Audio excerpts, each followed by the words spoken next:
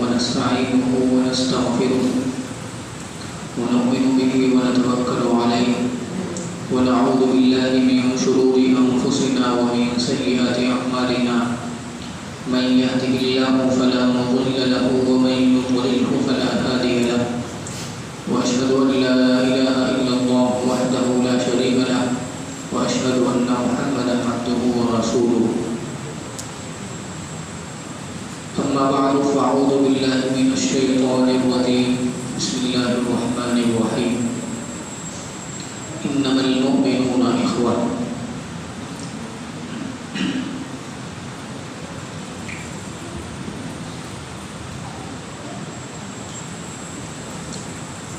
حضرات سامعین کرام،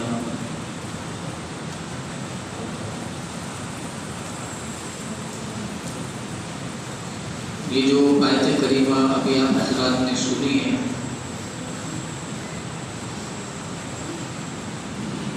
اس کا ترجمہ یہ ہے کہ بے شک مسلمان جو ہیں، مومنین جو ہیں، وہ آپس میں جو ہے بھائی بھائی ہیں۔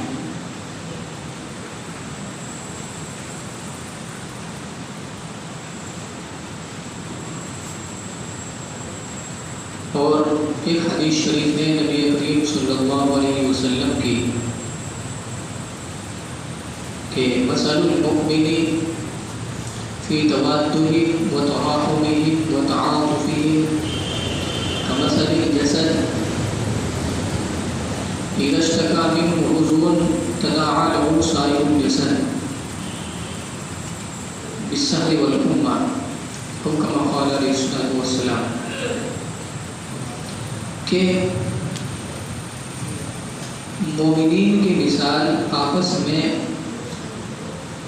محبت کرنے میں اور باہم موافقت میں اور ایک دوسرے پر شفقت اور رحم کا معاملہ کرنے میں مومن کی مثال جسم کی طرح ہے۔ آدمی کا جو جسم ہے نا، یہ جسم باڈی، کیا معاملہ ہے کہ اذا اشتكى منه عضو تداعى له سائر الجسد، کہ بدن کے اگر کسی ایک حصے میں تکلیف ہو، دکھ ہو، درد ہو، تو اس ایک حصے میں تکلیف ہونے کی وجہ سے آدمی کا پورا بدن اس کو محسوس کرتا ہے۔ تکلیف ہو رہی ہے انگلی میں، چوٹ لگ گئی، انگلی ٹوٹ گئی، اب درد ہو رہا ہے،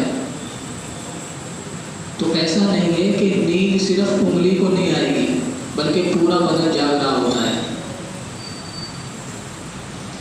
پورے بدن کو جو ہے بخار چڑھ جاتا ہے اور ٹوٹا ہوا ہے بدن۔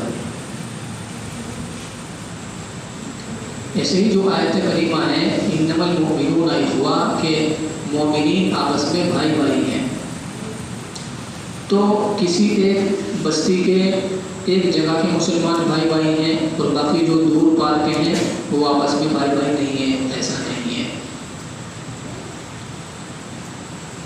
دنیا کے اندر جہاں جہاں بھی کوئی آدمی اللہ پر ایمان رکھتا ہے، رسول اللہ پر ایمان رکھتا ہے، تو اصطلاحاً وہ مسلمان ہے، تو چاہے وہ کسی بھی خطے کا رہنے والا ہو اور کسی بھی ملک کا رہنے والا ہو، ایمانی اعتبار سے ہم سب بھائی بھائی ہیں۔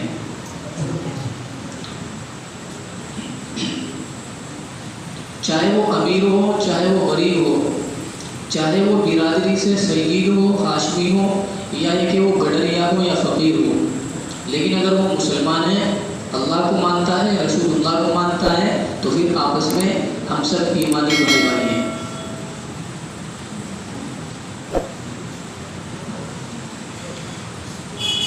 تو اب ہونا کیا چاہیے کہ جب آپس میں بھائی بھائی ہیں تو بھائی میری تکلیف آپ کی تکلیف اور آپ کا دکھ میرا دکھ، یہ جو حدیث شریف میں مثال دی آپ نے کہ ایک جسم کے مانند ہے، کسی ایک جزء کو تکلیف ہوتی ہے تو پورا بدن اس کو محسوس کرتا ہے۔ تو اسی طریقے سے اس حدیث شریف میں یہ پیغام ہے کہ اگر کوئی مسلمان ہمارا بھائی پریشانی کی حالت میں ہے تو دوسرے مسلمان کو بھی اس کی وجہ سے پریشان ہونا چاہیے، اور اپنی حیثیت کے موافق جو چیز اپنے اختیار میں ہے تو اس اختیار کو استعمال کرتے ہوئے اس کے کام آنا چاہیے۔ یہ حدیث شریف کا پیغام ہے۔ یہ تو تھی ایک اصولی بات۔ اب جو اصل مقصد ہے اور جو اصل بات میں آپ حضرات کے سامنے رکھنا چاہتا ہوں وہ یہ ہے کہ فلسطین کا مسلمان ظاہر ہے کہ وہ بھی مسلمان ہے، اس میں کوئی شک کی بات نہیں ہے،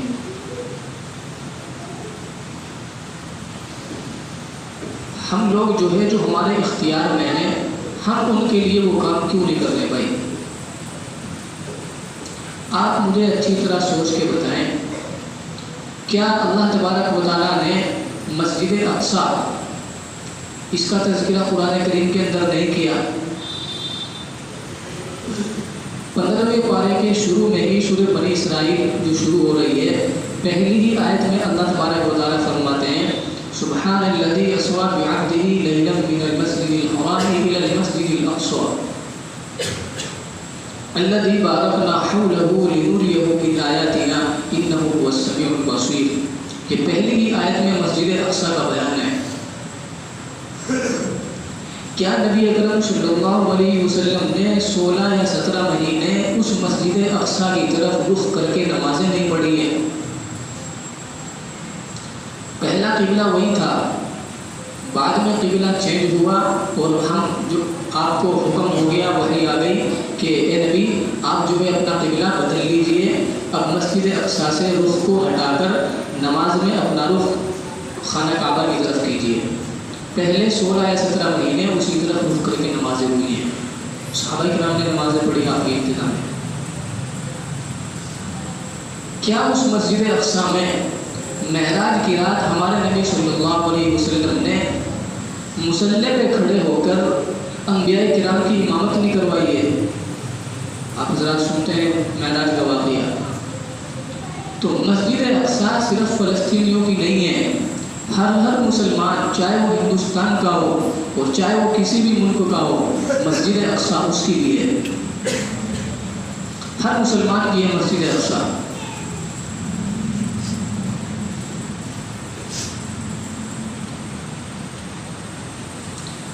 اب میں اس بات کو مانتا ہوں، خود اعتراف کرتا ہوں، آپ حضرات بھی مانتے ہیں کہ ہم لوگ جسمانی اعتبار سے یہاں سے ہم چلیں اور مسجد اقصیٰ پہنچیں، فلسطین پہنچیں، یہ ممکن نہیں ہے ہمارے لیے، یہ ہمارے اختیار سے باہر ہے، تو ہم اس کے مکلف بھی نہیں ہیں کہ آپ یہاں سے جاؤ اور ظلم سے بچاؤ ان کو، نہیں۔ لیکن جو چیز ہمارے اختیار میں ہے ہم وہ بھی نہیں کر رہے ہیں۔ سب سے پہلی چیز ہے دعا، اللہ تبارک و تعالیٰ کے سامنے رونا، گڑ گڑانا۔ دعا کو کیا سمجھ رہے ہیں بھائی؟ معمولی چیز ہے؟ نہیں۔ حدیث شریف میں ہے کہ مومن کا ہتھیار ہے، سلاح المؤمن، دعا مومن کا ہتھیار ہے۔ جس طریقے سے آدمی ہتھیار کے ذریعے اپنے دشمنوں سے اپنا بچاؤ کرتا ہے، اپنے مال کا، اپنی جو ہے آل اولاد کا بچاؤ کرتا ہے، اسی طریقے سے دعا کے ذریعے بھی آدمی بہت ساری بلاؤں سے جو ہے اپنے آپ کو بچا سکتا ہے۔ دعا ایک بہت بڑی طاقت ہے، ہمارے اندر طاقت نہیں ہے، ہم تو اللہ سے کہتے ہیں کہ اللہ ہم کچھ نہیں ہے، لیکن آپ سب کچھ ہیں، ساری طاقت آپ کے ہاتھ میں ہے، ہم آپ سے درخواست کرتے ہیں کہ آپ ایسا کر دیجئے۔ یہ دعا کی حقیقت۔ جو بلائیں نازل ہو چکی ان میں بھی دعا مفید ہے، اور جو بلائیں نازل نہیں ہوئی، ہونے والی ہیں، ان کے لیے بھی دعا مفید ہے۔ بتاؤ کس کے دل میں درد ہے جو اپنے لیے دعا کے لیے ہاتھ اٹھاتا ہے تو وہ فلسطینی مسلمان کو بھی یاد رکھتا ہے اپنی دعاؤں میں۔ اللہ میرے کاروبار میں ترقی عطا فرما، بے شک کرو، یہ دعا جائز ہے، کوئی منع نہیں کرتا، لیکن اگر ہمارے دل میں درد ہو، احساس ہو، ہماری ایمانی غیرت جاگ رہی ہو تو ہم دوسروں کو بھی یاد کریں۔ کتنے مظالم ان کے اوپر ڈھائے جا رہے ہیں۔ دوسری چیز کیا ہے کہ فلسطین کا جو دشمن ہے اسرائیل، ہم لوگ کیوں اس کو مضبوط کر رہے ہیں؟ جس نے ظلم کیا ہے، جس نے بچوں کو نہیں چھوڑا، بوڑھوں کو نہیں چھوڑا، جی حاملہ عورتوں کو نہیں چھوڑا، سب کو جو ہے بم سے اڑا دیا، جی اسپتال میں جو بچے بھرتی ہیں، زخمی ہیں، ان تک کو نہیں چھوڑا، نسل خوشی پہ آیا ہوا ہے، ذرہ برابر اس کے دل میں رحم نہیں ہے، تو ہم کیا ہے اپنا مال ان تک پہنچا رہے ہیں اور اسی اسرائیل کو ہم مضبوط کر رہے ہیں۔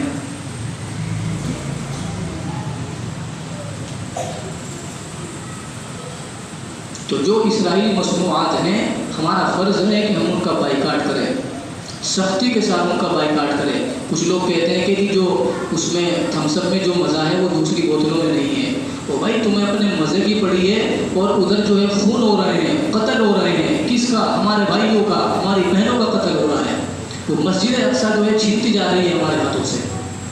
اللہ کے گھر کو بچانے کے لیے، اپنے مسلمان بھائیوں کی عزت اور آبرو کی حفاظت کے لیے، ان کی جان کی حفاظت کے لیے تم اتنا سا مزہ نہیں چھوڑ سکتے ہو بھائی؟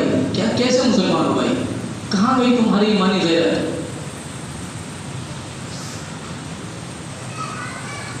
آپ دل پہ ہاتھ رکھ کے بتائیں، آپ کے سامنے آپ کے چھوٹے بیٹے کو، جس نے ابھی پاؤں چلنا ہی سیکھا ہے، جو حقیقت میں آپ کے لیے ایک کھلونا ہے،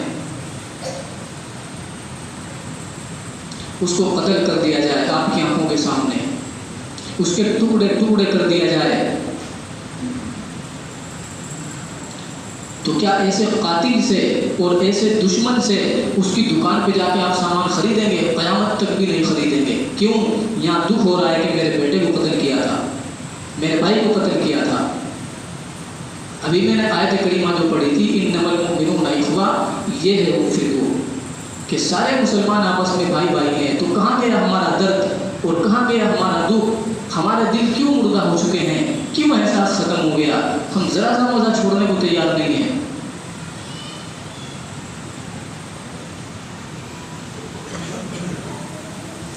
ایسا نہیں ہے کہ بائیکاٹ کا اثر نہیں ہوتا، بائیکاٹ کا بہت اچھا اثر پڑ رہا ہے۔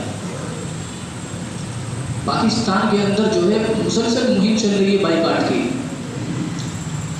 100 روپے سے گھٹ کے اس کی قیمت 80 پہ آ گئی تھی، اب پھر 100 ہو گئی، کیونکہ ہم لوگ چھوڑ نہیں رہے ہیں۔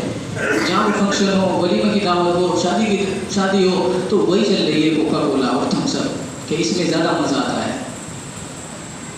ابھی وہ بوتل کے ساتھ ساتھ ہے نا، چاول بھی فری دینے لگے تھے تاکہ بکے ہے۔ تو بائیکاٹ کا اثر پڑتا ہے جبکہ ہم اکٹھے ہو کر کے کریں۔ ہر آدمی اگر یہ سوچے گا نا کہ میرے اکیلے بائیکاٹ کرنے سے کیا ہوگا، تو ہر آدمی اگر یہ سوچے گا تو پھر کیا حل نکلے گا؟ کچھ بھی نہیں نکلے گا۔ ذرے ذرے سے پہاڑ بنتا ہے، قطرے قطرے سے دریا بنتا ہے۔ تو اس لیے میرے بھائیوں، یہ 2 گزارشات ہیں میری آپ سب سے، کہ جب بھی اپنے لیے دعا کے لیے ہاتھ اٹھائیں تو ان مظلومین کو بھی یاد رکھیں۔ وہ ہمارے بھائی ہیں، ہماری بہنیں ہیں، جی وہ ہماری مائیں ہیں، وہ مسجد اقصیٰ کی حفاظت کے لیے اپنی جان تک کے انہوں نے جو ہے بازی لگا رکھی ہے۔ اور دوسری چیز، جس چیز کے بارے میں بھی آپ کو پتہ چلے کہ یہ اسرائیلی مصنوعات ہے، سختی کے ساتھ اس کا بائیکاٹ کریں۔ گھر میں کوئی مہمان آ گیا، نرمی کے ساتھ میں بات سمجھا دیں کہ بھائی ہمارا اس سے بائیکاٹ ہے، آپ کا بھی فائدہ ہے، ہمارا بھی فائدہ ہے، اس کا متبادل یہ موجود ہے، آپ یہ لے لیں۔ ہم سب نے چھوڑ رکھی ہے بھائی۔ اللہ تبارک و تعالیٰ ہماری توفیق عطا فرمائے، وما توفیق